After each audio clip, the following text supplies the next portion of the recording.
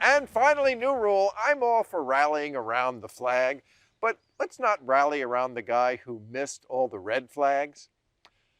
Yeah, America has been slow and inefficient in responding to this crisis, and yet our leaders' approval rating is up because that's what we do. In times of crisis, our leaders get a bump in the polls, whether it's justified or not. Because a crisis is no time to think. And rallying around the president is just one of those irrational things we do in a crisis, like hoarding Charmin or praying, especially if the president says he's a wartime leader, which this president says he is now. Unfortunately, that is a war on science. You know, Americans have made this mistake before. On September 11th, 2001, as President Bush was reading My Pet Goat to school children, an aide whispered in his ear, "America is under attack." And he sat there looking like he forgot to turn off the stove. His response was, "The attack can wait. Let's find out what happened to the goat." And then, of course, because America, Bush's approval rating went up. After the attack, the Bush people, much like the Trump people now, said, "Who could have imagined this?" Well, in both cases, experts. Yeah, experts did. Bush was repeatedly warned that al-Qaeda could crash a plane into the Pentagon, and the FBI reported that weird holy men were training at U.S. flight schools, practicing the flying part, no interest in landings. And then there was the famous memo entitled, "Bin Laden determined to strike in U.S." Veronica Mars could have put this together in 40 minutes. Al-Qaeda did everything but send Bush an email that said, "September 11th, save the date." Now, was this current crisis preventable? Not all of it, of course. But we could have done what South Korea did. Their nightmare started the exact same day ours did. But while Trump shut up experts, happy talked, and lied his ass off, South Korea put a strong testing program into place and tracing people.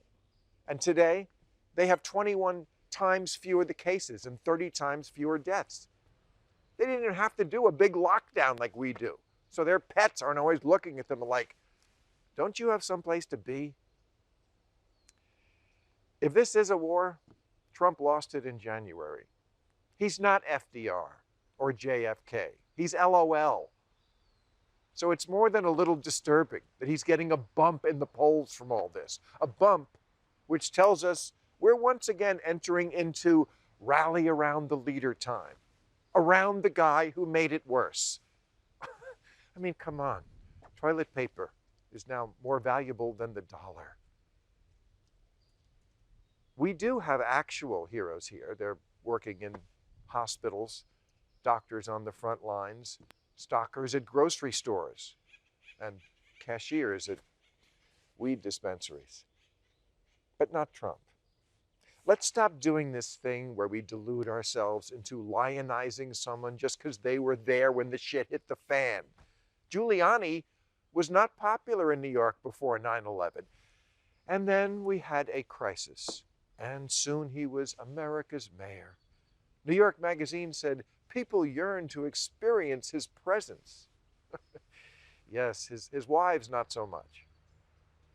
And for the last 2 decades, Rudy has traveled the world as an international security expert, despite the fact that his big security decision as mayor was to override objections from the NYPD and the Secret Service and put the city's emergency command center in the one place it was most likely to be wiped out, in the World Trade Center, after it had been bombed the first time.